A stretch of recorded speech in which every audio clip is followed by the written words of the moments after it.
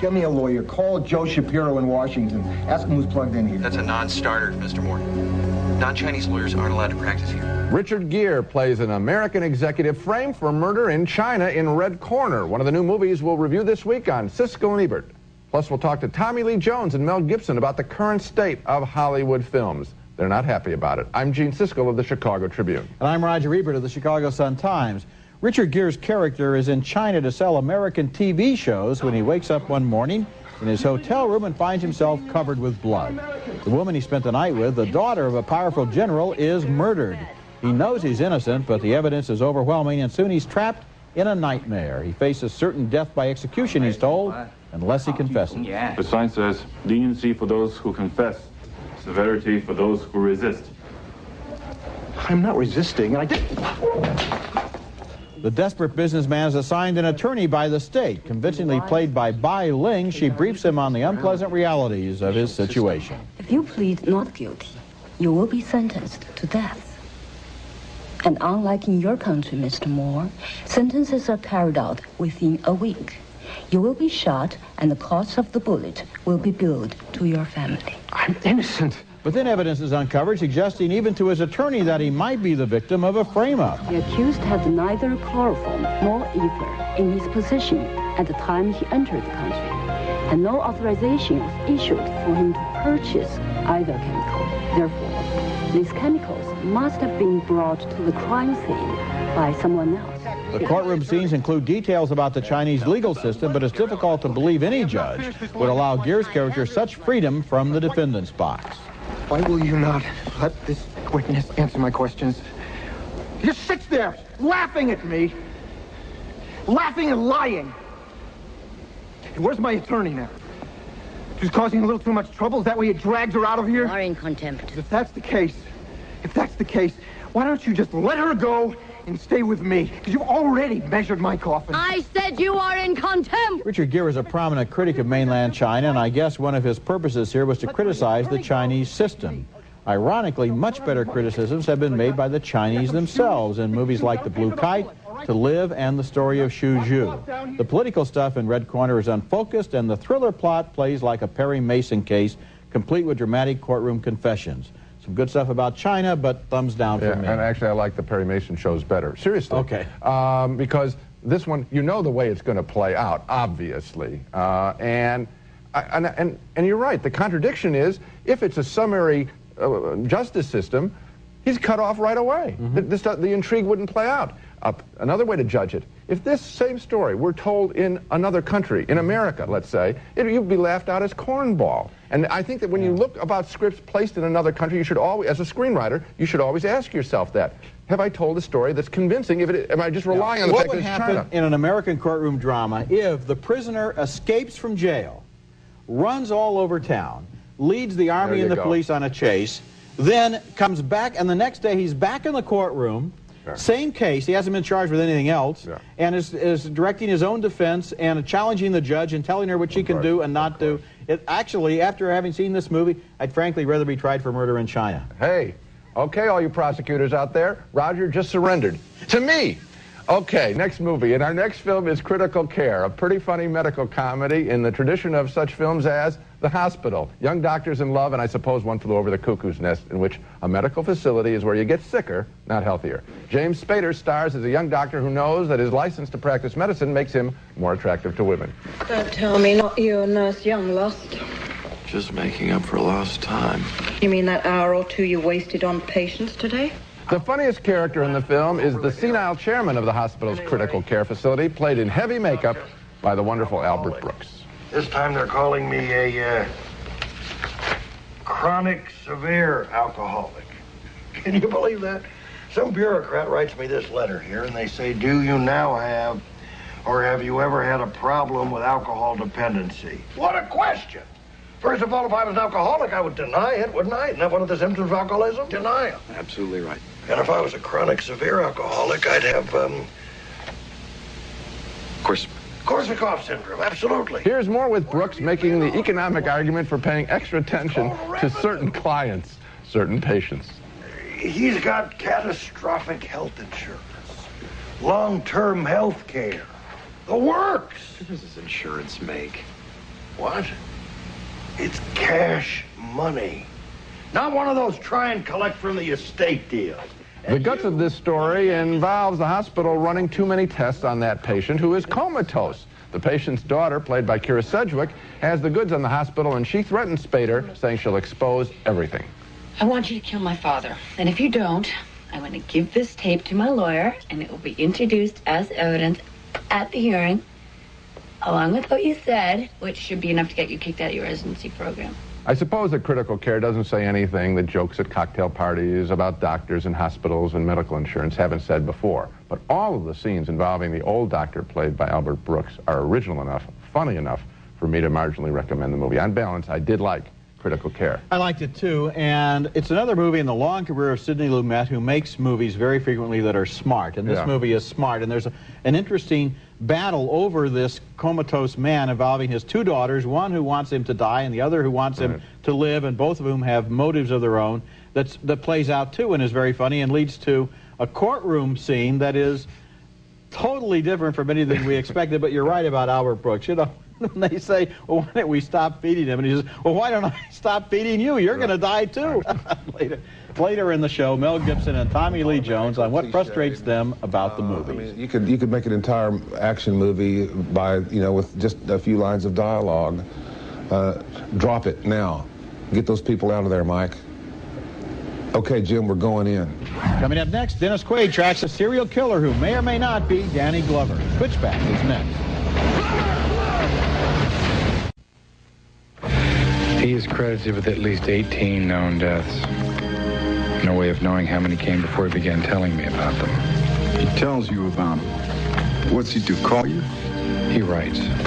In Amarillo, Texas, a sheriff played by R. Lee Ermey talks about the hunt for a serial killer with his deputy played by Ted Levine in that scene, and also with an FBI agent played by Dennis Quaid, who has both professional and personal reasons to be obsessed with this killer. And that dynamic between the sheriff and the FBI man is one thread in Switchback, a thriller that cuts back and forth between those characters and two others. They are a former railway worker, played by Danny Glover, who gives a lift to a hitchhiker, played by Jared Leto. And the screenplay is constructed to make it possible that either one of those men could be the serial killer. What about you, Lane Dixon? What kind of work you do? I'm between jobs right now. Their car slides off a snow-covered road and the two men are nearly killed. Will one of them let the other one die? Get on up here! You think that's funny, huh?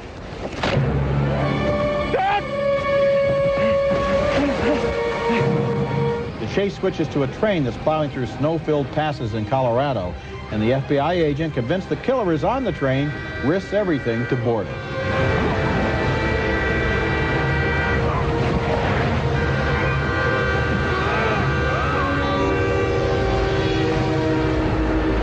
Switchback is the kind of movie where you wish they'd drop the major characters and the story, which are all pretty badly handled, and start all over again with the locations and the great supporting characters. What a criticism. Yeah, I thought R. Lee Ermey stole the movie with his well-written, well-acted role as the sheriff who is up for re-election.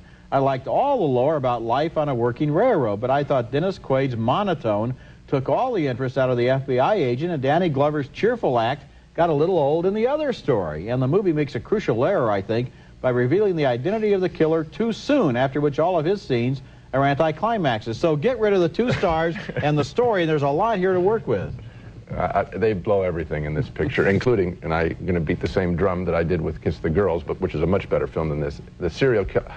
My heart sighs when they start to go through the boilerplate language of how the guy has done the killing and the 18 things and show. It's just tired material. There are too many of them, and certainly too many like this. This is really boring stuff.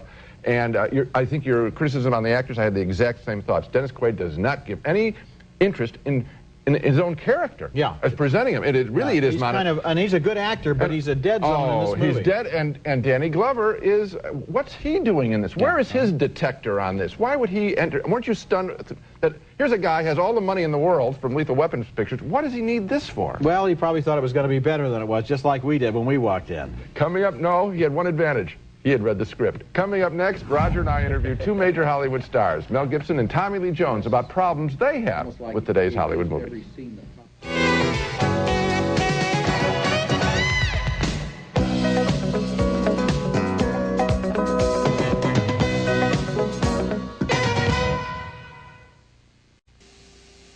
And now a special segment for our show. Oscar winners Mel Gibson and Tommy Lee Jones were both in Roger and my hometown, Chicago, recently, filming their latest new movies. We each separately interviewed each actor on location and found that some themes emerged from our conversations as we discussed their problems with today's movies, starting with overwritten movie dialogue. Yeah, I do think most speeches are, in most screenplays, are twice as long as they need to be. I don't know. I think there's something that makes people who don't live with the creation of a dramatic event day in and day out think that emphasis can be achieved through repetition. In other words, you'll see a speech that says no, no. I mean, really no. Whereas, the speech actually ought to be one word long instead of 3 sentences long. I'll give you an example from your movie. Those original homicide case books on Roberts, on their way, and you changed it to, got the case books on Roberts? Yeah. 5 words instead of 4. Right. I think economy is important. Yeah. And if you listen to the way people, talk, people don't explain things, they say things. And so sometimes you can help dialogue by making it truer to life, which usually involves cutting half the words. On the set of Payback, his latest film, Mel Gibson admitted that he hasn't always paid enough attention to screenwriting. I'm getting better with script. I didn't used to give a hoot about it much. And as time goes by, you actually you're more vocal and have more ideas, more input with the script. Especially since, having directed a couple of things, you really are looking at story a lot harder. I think it's a good thing to have done. It just seems from a character point of view, sometimes certain words or a certain sentiment or thought or expression is just inappropriate. And you could do well to say nothing. He gave me an example from that day's shooting where his character has ripped off some gangsters who naturally want revenge. And they get me and they drag me up by my feet and they say, money or balls. I think the line went something like, it's my money, I work for it. But it just seemed like such a silly, trite thing to say. That when they drag you up after you've been hit by a car and punched and everything, that they say money or balls, and you just kind of look at them and you just like go, ugh, that's all. When I spoke with Gibson, he told me that when he directed Braveheart, he realized that less can often be more. Hey, I ripped out 12 pages once on a film I directed and made it better. I eliminated a whole sequence, and the sequence was only there to illustrate one point. It establishes the fact that somebody's not as insane as you at first think he is, and that he's actually there for a reason and you're not quite sure whether he's nuts or not. And I thought, well, hang on, let's illustrate that point in another way, and we did it. Without dialogue, without anything, we cooked it up in like 3 minutes and shot it,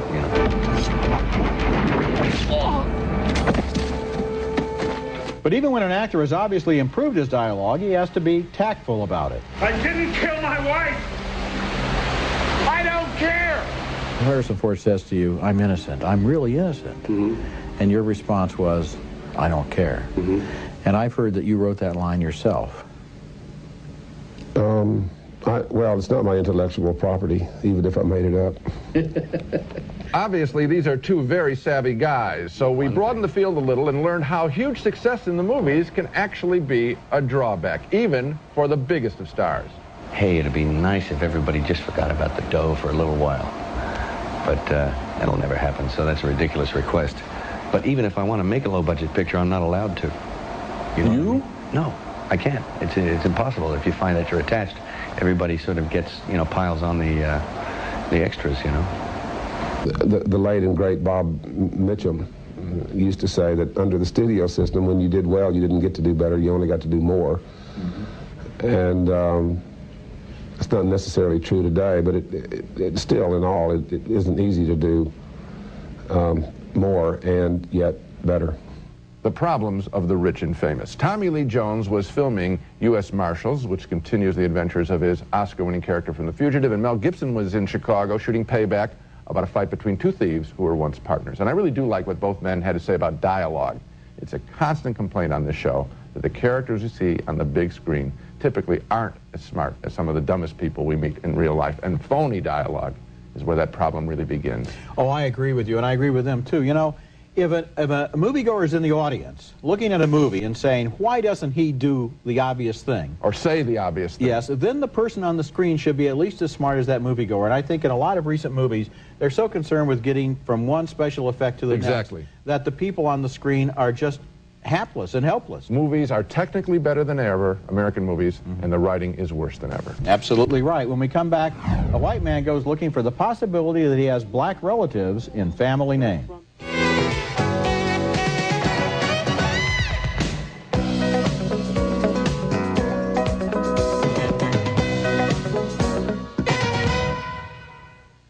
It's not as challenging or abrasive as the documentaries Crumb or Paradise Lost. In fact, it's more thoughtful and gentle, but a new documentary named Family Name creates the same sense of quiet amazement in the audience. Family Name was directed by a white New Yorker named Mackie Alston, who was born and grew up in the South, noticing that many of the black students at his school were also named Alston. Was there a connection? Many years later, he returns to the region to try to retrace the threads of his family history. My great-great-great-great-great-uncle, Joseph John Alston, owned so much land and so many slaves in Chatham County that everybody called him Chatham Jack. That's probably why there are so many Alstons in this area. A few very old witnesses, both black and white, remember handed-down stories of slavery days, but they've spent decades never talking about the subjects that Mackie Alston questions them about. Was he a slave when he was born? I don't know. Yeah? Did he ever tell you anything about that?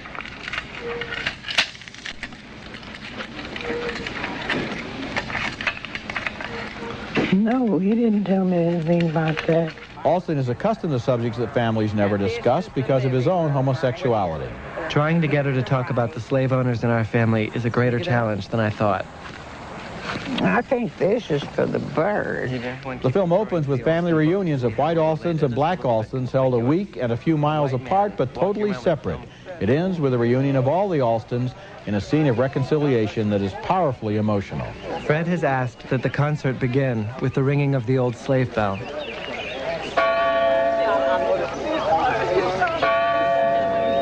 And yet, even at the end of Family Name, there are still more secrets, still more subjects that have never been discussed. And this is the kind of movie where the final revelations leave you sitting in your seat in astonishment. Family Name begins by seeking the secrets of a family, and the secrets it discovers cause us to question the very definition of a family. If blood is thicker than water, then perhaps love is thicker even than blood. Well, it's a wonderful film in lots of different ways. It reminds me of the movie Secrets and Lies, and I once said that I thought Secrets and Lies was a movie that could actually change people's behavior, and I think this film could also. I want to compliment Mackie Alston on his directing technique in one particular aspect, and that is, as the director and narrator, he sometimes tells you what he's feeling in the moment while he's making the movie. And I often thought, if I ever made a documentary, that's the technique I'd use, because why confuse people? Say, I'm having trouble right now, so I'm going to go in this different direction. And it takes us deep into the story so that we have a rooting interest in him finding things out. It's a way of making yourself a character that works in a documentary. Yes, and of course, another thing about this movie is we get such a palpable sense of going back in time. The old people who remember what their parents said. Right. And then we look at the houses where the people lived who have been dead all of this time, and what were their secrets. And it gives you an idea of the shared past that we all have in this country. And also he used, again, documentary techniques, maps, showing his journey, documents, looking for names. All of that stuff works very, very well. A really fine job. Coming up next, another look at this weekend's movies and a preview of next week's show. The Century Plaza, offering the finest in luxury service in Southern California style, adjacent to Beverly Hills on LA's fashionable West Side. The Century Plaza Hotel and Tower, a Westin hotel. Now let's take another look at the movies we reviewed on this show. 2 thumbs down for the often wildly illogical Red Corner with Richard Gere. 2 thumbs up for the medical comedy Critical Care with James Spader and a very funny scene-stealing Albert Brooks. 2 thumbs down for Switchback, yet another dreary serial killer movie with Dennis Quaid and Danny Glover. And finally, 2 thumbs up, way up for the documentary Family Name by director Mackie Alston. Let's hope that Family Name gets wider distribution now. It's rolling out across the country. Okay, remember you can check our votes and hear our reviews of recent movies at our website. The address is Siskel-Ebert.com. That's it for this week. Next week, we'll be back with reviews of more new movies, including Mad City, starring John Travolta as a hostage taker and Dustin Hoffman as a desperate TV newsman. And Starship Troopers, based on the Robert A. Heinlein novel of mankind's war against bugs from outer space. That's next week, and until then, the balcony is closed.